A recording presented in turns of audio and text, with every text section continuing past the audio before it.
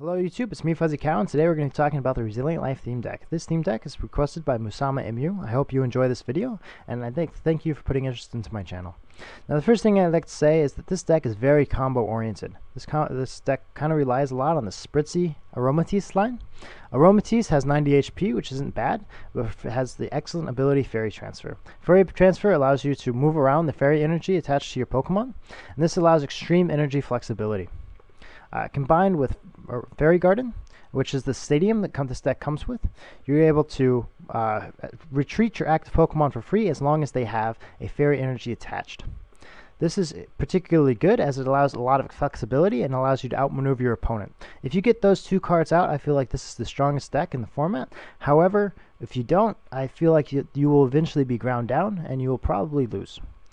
Now, I'd like to start talking about some of the decks that are, some of the cards that you can do while you're waiting for those cards to get out. Dudo is a very good starting Pokemon, not necessarily because I like it, but because I like Dugtrio. If I don't have Dugtrio in my hand, I do not like to start with Dudo. Dugtrio has 90 HP, which means he can usually survive one hit, and Rage is an excellent attack in the early game. Rage deals 20 damage plus 10 more for each damage counter on this Pokemon for 1 energy.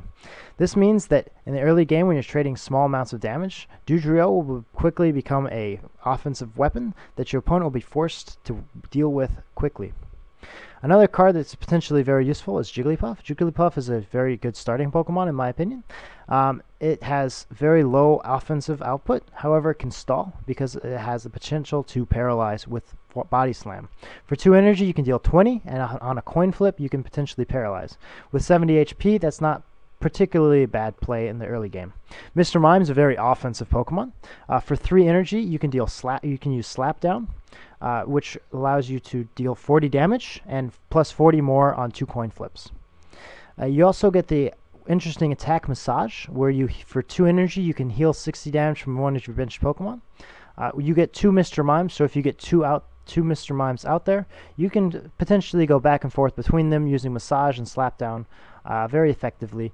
However, that's kind of a stalling play, and it's not really what I feel Mr. Mime's good at. Why? Because Mr. Mime has 80 health, and he will not be able to survive too much attacks. Mr. Mime shouldn't be... You shouldn't rely on Mr. Mime to be your only offensive weapon in the game, as he will go down. Next cards we like to talk about is Swirlix and Swirlpuff. Swirlix is not very good, so we're going to skip it. Swirlpuff has, again, 90 HP, which can survive a hit, and is very great. It's one of the best cards to start with in the early game. With Draining Kiss, you can for 2 energy, you can deal 30 damage and heal 30 from this Pokemon. So in the beginning, when you're dealing small amounts of energy, trading those back and forth, small amounts of damage back and forth, Draining Kiss will make it so that your opponent really isn't dealing any damage to you, which is a very useful attack. Sweet Veil is also a great ability. It's an awesome ability. For 1 fairy energy attached to any Pokemon, or attached to the active Pokemon, it can't be affected by special conditions, which means it can't be poisoned, can't be put to sleep, can't be confused, can't be paralyzed. So we like that because that means that we will always be able to do math easily and be able to attack each turn. Xerneas is the card this deck is built around. Xerneas has 130 HP on a basic, which is an amazing attack. It's an amazing stat. However, also has 2 great attacks. They're anti-synergetic, so let's talk about them. Geomancy allows you to attach 1 fairy energy to 2 benched Pokemon. This allows you to thin your deck and allows you to ramp up your benched Pokemon, your energy ramp. Rainbow Spear is a very good attack. For 3 energy, you get to deal 100, but you have to discard an energy attached to this Pokemon. As all of your energy will be attached to your benched Pokemon, if you keep using Geomancy, Rainbow Spear then becomes a liability. Also, Rainbow Spear means that you won't be able to accelerate your board, and it will kind of stall. So your opponent will be able to ramp up and eventually defeat you. So using just Xerneas is kind of a risky strategy. Venipede is a very interesting card. I like Venipede. It's better than I think a lot of people give it credit for. Venipede has 70 HP, which is pretty good. However, it has Poison Sting for 2 energy. It deals 20 damage, and it poisons. The poison is the best part about this, as it makes the math a little bit tougher for your opponent, and allows you to knock out those high HP Pokemon a lot quicker than your opponent might expect. Particularly in theme decks where you don't like to retreat your attacks, or don't like to retreat, Poison and Confusion really kind of do a lot of damage, a lot more than your opponent would hope to have dealt. Whirlipede isn't very good.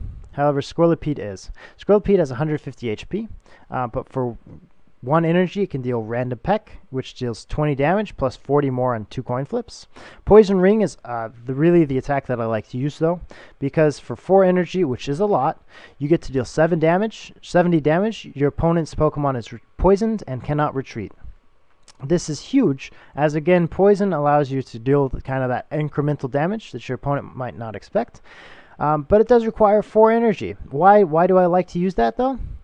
Aromatisse makes that 4 energy not very risky, because you can get 4 energy on the board, 3 Fairy Energy, 1 Psychic Energy on Squirrelipede, and then you can move Squirrelipede up, and then if he becomes endangered, you can take the energy off of him and save it for another Pokemon.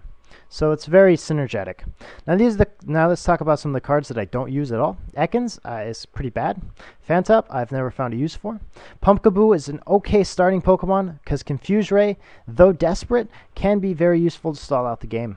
Spoink is again a terrible Pokemon. So now let's talk about some items.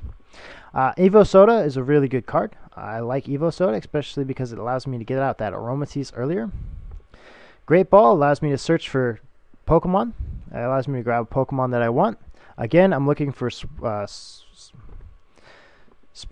and Aromatisse. Max Revive is okay. I'm not a big fan of it, as it puts the card on top of my deck, which means I'm not drawing potentially new fuel. I'm just drawing a card that I want. Professor's Letter is really good. I love Professor's Letter. It allows me to get the energy that I need. Roller Skates, it's a draw card in the theme deck. Can't be upset with that. Super Potion is pretty interesting. If you have no energy attached to your Pokemon, it heals 30 damage to that Pokemon. If you have an energy attached, you have to discard an energy to use Super Potion. So it's very useful. It makes the math a little bit harder for your opponent. It's potentially very, very good. Suppress Sycamore, discard your hand, draw 7 cards. This is the best draw card in the game, in my opinion. Tierno is a draw card in the theme deck, so you can't be really upset. And Fairy Garden, which again allows you to have a lot of flexibility with the free retreat provided by 1 Fairy Energy. You get 11 Fairy Energy and 7 Psychic Energy, and now we're going to go into a game. My opponent for this game is PetitxHunter, who's playing the Mental Might theme deck. The Mental Might theme deck is a pretty good one against mine, as Venipede or Scullipede have a weakness to Psychic Energy, or Psychic Pokemon. Other than that, I think it's going to be it's a pretty fair matchup. He does have the Miltanks, which I'm afraid of, but I do have these Xerneas and the Dugtrios that are pretty good at taking out the Miltanks. So basically, I see I have a lot of energy in hand, so I'm going to start out with the Mr. Mime. What I mean by a lot of energy is I have 2 energy and a Professor's Letter. I also have a Roller Skates, which means I have the potential to draw even more.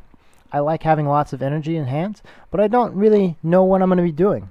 Mr. Mime isn't the only thing I can use. I know this. And so off that card, I'm going to draw the Swirlix and a Venipede. Venipede's a pretty good pickup, I think. So now my plan is I'm eventually want to get that Swirlix up, the Slurpuff up. Sorry. Slurpuff is a very good card against my opponent's Stellafox, as my opponent's Stellafox can deal 30 damage and paralyze me. Slurpuff means that that's not going to happen. I'm amazingly lucky here in getting the Fairy Garden. The Fairy Garden's the first of the 2 cards that I feel I really need to guarantee my win.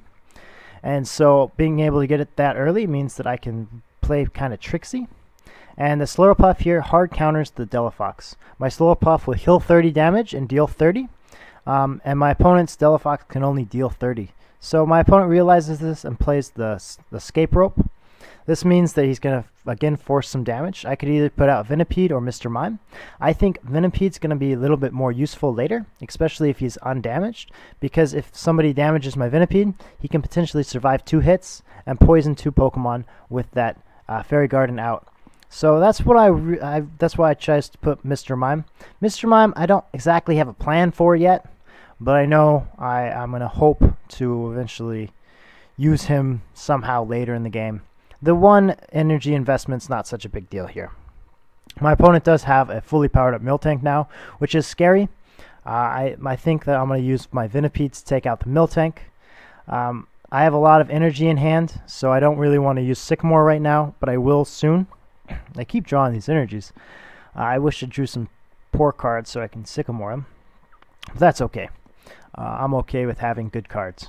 So Miltank is going to deal 60 damage. I draw the Super Potion, which is kind of scary. I could heal up the Slowpuff or the Mr. Mime. Slowpuff I know I'm going to have uses for.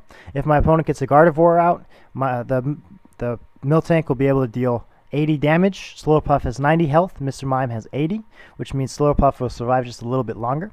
I know I want to get that poison down on that Miltank. I don't like that Miltank standing up, and poison is one of the fastest ways to do so. So things go semi-according to plan.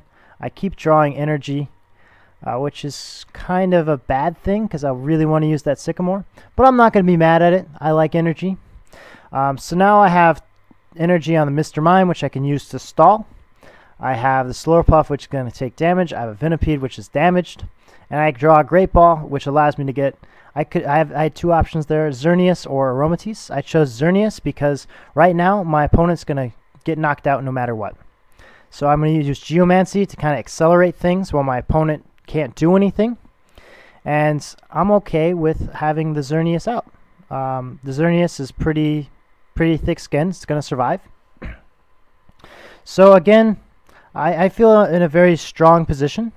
You'll notice that there's a lot of damage on my bench. This means that my opponent hasn't been able to take damage or hasn't been able to take prizes, where I've been using my damage to take prizes. So that's the magic that Fairy Garden allows you. I've been shuffling Pokemon quite a bit.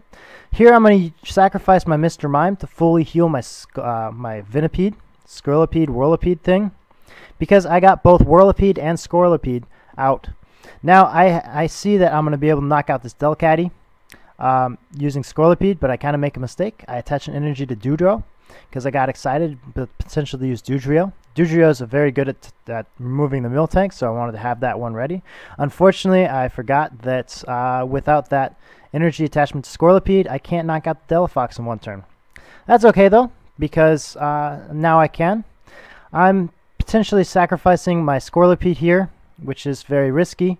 But I know that Dugtrio on the bench is going to be able to take out the Miltank no problem. Luckily, there's no Gardevoir, so my Squirrelipede takes a lot of damage but does not die. Now, I really want the Aromatisse. With the Aromatisse, my victory is pretty much guaranteed, and so I decided to start playing a little sloppily. I could have taken the Miltank out with Squirrelipede, but I decided against it because I wanted to use the Dugtrio. The Dugtrio will be able to survive no matter what, which I really like. It gives some utility, some damage to this Dugtrio. But I think Squirrelipede using the Poison Ring would have been the correct move. But I didn't use it before just because. So now my opponent realizes the opportunity to take out Squirrelipede. If he draws a Gardevoir or gets lucky here, which he does not, he was able to take out Squirrelipede because I'm weak to Psychic. I'm going to use the Dugtrio here to knock out the Kirla. And now my opponent's really on the ropes. I have one prize left to take, I have two Xerneas, and I have now a fully loaded up Dugtrio. I could use the Dugtrio to knock out the Frou-Frou right here, but I didn't realize it at the time. So I made some, probably a rude move by using the Xerneas instead. I did not mean to, PetitxHunter. I apologize for that. I hope you enjoyed the video, and I hope you have a good day. Goodbye.